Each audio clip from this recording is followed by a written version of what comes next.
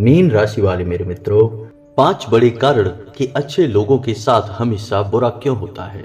ऐसा क्यों होता है कि अच्छे लोग ही इस संसार में दुख भोगते हैं, कष्ट में रहते हैं, जीवन भर परेशानी में गुजारते हैं। जी हाँ दोस्तों, यदि बात आपकी की जाए तो आपके जीवन में भी अक्सर यही होता है कि आप जिन लोगों के लिए अच्छा करने की कोशिश करते हैं, अंत में आपको बुराई प्राप्त होती है। कभी कभी तो ऐसा भी होता है दोस्तों कि आपने जिन लोगों के लिए तन मन धन से समर्पण किया, यानी कि उन्हें सब कुछ दिया जो उन्हें चाहिए था, लेकिन अंत में आप अपने रिश्ते को संभाल न पाए और बुराई ही प्राप्त हुई, आपका रिश्ता भी खराब हो गया। आपने बहुत प्रयास किए कि लोग आपको समझने की कोशिश करें, आपके मन के भावों को समझें, लेकिन लोगों ने आपको समझना तो दूर, आपको वह सम्मान भी नहीं दिया जिसके आप असल में अधिकारी थे। जी हाँ दोस्तों, तो आपके मन में चल रहे इन बड़े सवालों के जवाब आज के इस वीडियो में आपको प्राप्त हो जाएंगे। आपके मन में कोई भी सवाल अब इस वीडियो को देखने के बाद बाकी नहीं बचेगा। हम आपको इस विषय पर 3 तरह से समझाने की कोशिश करेंगे, यानी 3 तरह से अपनी बात को कहने का प्रयास करेंगे। पहला कि इसका मनोवैज्ञानिक कारण क्या है कि क्यों अच्छे लोगों को हमेशा दुख प्राप्त होते हैं। दूसरा कि इसका आध्यात्मिक कारण क्या है, यानी कि हमारा धर्म, हमारे शास्त्र इस विषय पर क्या कहते हैं। क्यों ईश्वर के विधान में ऐसा कुछ है कि अच्छे लोगों को जीवन भर कष्ट प्राप्त होते रहते हैं, उन्हें सुख प्राप्त नहीं होता, जबकि वे अपने जीवन में कभी भी किसी भी प्रकार की बुराई नहीं करते हैं, कभी भी किसी के साथ अन्याय नहीं करते हैं। और इसी के साथ साथ हम आपको ज्योतिषीय पहलू भी बताएंगे, जिसमें हम बताएंगे कि ज्योतिष में यदि कुछ ग्रह ऐसे होते हैं जो नीच के होते हैं तो आपको जीवन भर कष्ट देते रहते हैं, जिनमें एक ग्रह ऐसा है जो निश्चित तौर पर आपके जीवन में भी नीच का ही है, तभी आपको केवल और केवल कष्ट प्राप्त हो रहे हैं, मानसिक पीड़ाएं और यातनाएं सहनी पड़ रही हैं। हम आपको स्पष्ट प्रमाण देंगे जिन्हें आप अपने जीवन में आजमाएंगे तो आपको पता चल जाएगा कि वह ग्रह आपके जीवन में नीच का है या नहीं। और जब आपको यह पता चल जाए कि यह ग्रह आपके जीवन में नीच का है, आपको दुख पहुंचा रहा है, आपको हानि पहुंचा रहा है, तो फिर आप कुछ उपाय करके उस ग्रह से मुक्ति प्राप्त कर सकते हैं, उस ग्रह का लाभ ले सकते हैं, आपको पीड़ाओं में लाभ प्राप्त होगा। वह उपाय हम आपको वीडियो के अंत में बताएंगे।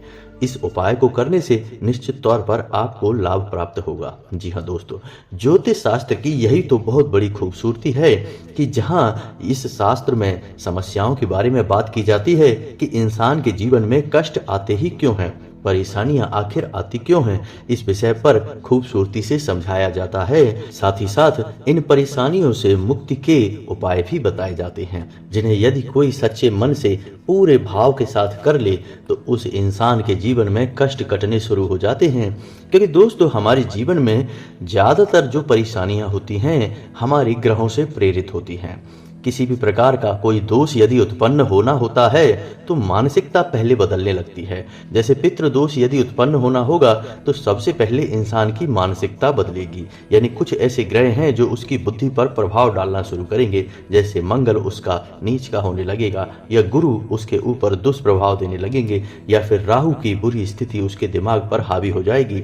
तो उसके कर्म कुछ इस प्रकार के बनने लगेंगे कि वह पितृ दोष को स्वतः ही अपने ऊपर उत्पन्न कर लेगा और पीड़ाएं भोगने लगेगा। तो ज्योतिष इस बात को बहुत गहराई से समझा देता है कि क्यों जीवन में कष्ट आते हैं और आपको किस ग्रह का उपचार करके इन ग्रहों से मुक्ति प्राप्त हो सकती है। जी हाँ दोस्तों, तो आज का वीडियो बहुत ही ज्ञान से भरपूर है, बहुत ही खास है। इस वीडियो को आपको पूरा देखना है। इस वीडियो में आपके जीवन की कहानी है दोस्तों। इस वीडियो को बनाने में बहुत मेहनत लगी है। हमने हमारी टीम के साथ आपको सर्वोत्तम ज्ञान देने की कोशिश की है। बदले में हम आपसे बस इतना चाहते हैं कि आप वीडियो को पूरा देखें और वीडियो में बताई गई बातों को अपने जीवन में आजमा कर अपने जीवन में बड़े बदलाव का आनंद लें। जी हाँ दोस्तों, हम गारंटी देते हैं कि आपने इस वीडियो में बताई गई बातों को यदि अच्छी तरह से समझ लिया तो आपका जीवन 100% बदलेगा अवश्य। जी हाँ दोस्तों, यह हमारा आपसे वादा है। तो चलिए दोस्तों वीडियो की शुरुआत करते हैं, लेकिन शुरुआत करने से पहले आपसे वही एक निवेदन है कि कमेंट में पूरे भक्ति भाव के साथ जय मां भद्रकाली लिखना ना भूलें। माता का सीधा आशीर्वाद आपको प्राप्त होगा। दोस्तों, आपको लगता होगा कि हर वीडियो में हम आपको यह करने के लिए क्यों कहते हैं। दोस्तों, हम माता भद्रकाली को बहुत मानते हैं और हम जानते हैं कि माता ने किस प्रकार हमारे जीवन को बदला है और हमारे जानने वाले, हमारे चाहने वाले कई और साथियों के जीवन में भी अभूतपूर्व बदलाव लाया है। जी हाँ दोस्तों, थोड़ी बहुत भक्ति और नाम लेने से ही जीवन में महापरिवर्तन आ जाते हैं।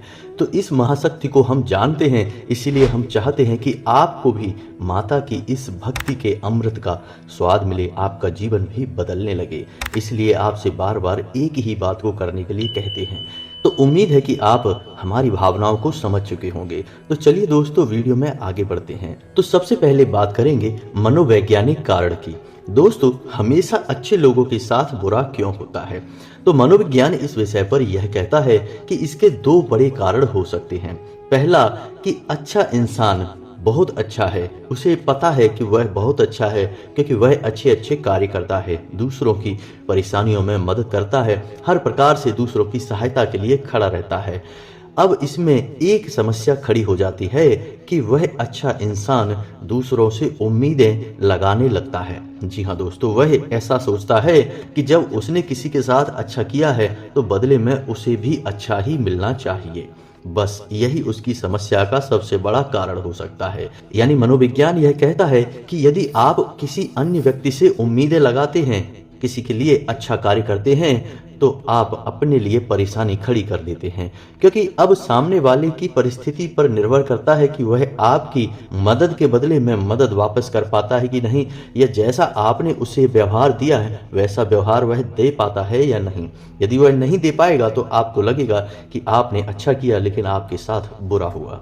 जी हाँ दोस्तों, और इसका दूसरा मनोवैज्ञानिक कारण और भी हो सकता है कि आप नकारात्मक लोगों से हमेशा घिरे रहते हैं। जी हाँ दोस्तों, कभी कभी ऐसा हो जाता है कि हम तो पूर्ण सकारात्मक हैं, हमारे विचार सर्वोत्तम हैं, हमारे कर्म भी बहुत ही उत्तम हैं, यानी हम हमेशा अच्छा करने की कोशिश करते रहते हैं। लेकिन समस्या हमारे संगी साथियों में होती है। जब हम अपनी संगी साथियों के साथ बैठते हैं तो हमेशा नकारात्मक बातें ही सुनने को मिलती हैं, यानी कि देश की बुराई, समाज की बुराई, कभी किसी इंसान की बुराई या फिर किसी अन्य प्रकार की नकारात्मक बातें आपके आसपास घूमती रहती हैं।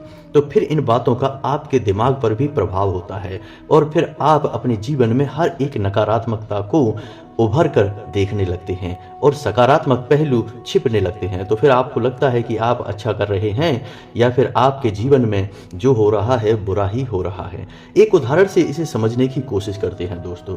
मानकर चलते हैं कि आपने मेहनत करके ईमानदारी से पैसा कमाया और आपने एक कार खरीद ली। दोस्तों ध्यान से सुनते जाना, आपने एक कार खरीद ली। अब आपके जीवन में यह एक सकारात्मक घटना घटी कि अब आपके पास एक कार है, आप जीवन में आनंद ले सकते हैं कार में घूमने का।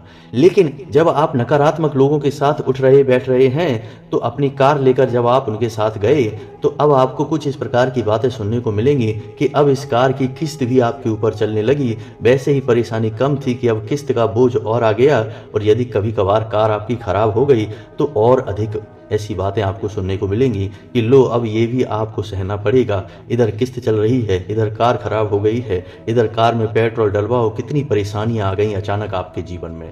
तो अब आपको भी ऐसा महसूस हो सकता है कि सचमुच में आपके साथ ये गलत हो गया। यानी एक सकारात्मक पहलू में कई नकारात्मक पहलू उभर कर आपके सामने आए क्योंकि आप नकारात्मक लोगों की संगत में रहते हैं। जी हाँ दोस्तों, तो यह तो हुआ मनोवैज्ञानिक कारण जिसकी वजह से आपको ऐसा लग सकता है कि आप अच्छा करते हैं लेकिन आपको केवल कष्ट प्राप्त होते हैं, परेशानियां ही प्राप्त होती हैं। पहली स्थिति में उम्मीदें लगाना परेशानी का कारण था और दूसरी स्थिति में केवल और केवल नकारात्मक चीजों को खींच कर बाहर लाना, नकारात्मक बातों पर ध्यान देना परेशानी का कारण था। जबकि दोस्तों दोनों ही स्थितियां काल्पनिक हैं, वास्तविक नहीं हैं। तो यह तो मनोवैज्ञानिक कारण था, लेकिन अब इसी के साथ साथ हम बात करेंगे आध्यात्मिक कारण की, यानी हमारा धर्म इस विषय पर क्या कहता है। तो दोस्तों आप अच्छे अच्छे कार्य करते हैं, आप अपने जीवन में हमेशा अच्छा सोचते हैं, लोगों की मदद करते हैं, अच्छे कार्यों से कभी पीछे नहीं हटते हैं, फिर भी आपको परेशानियों का सामना करना पड़ता है। हम नहीं कह रहे कि हर एक परेशानी आपकी काल्पनिक है, वास्तविक परेशानियां भी आपके सामने आ जाती हैं, आपको सहनी पड़ती हैं।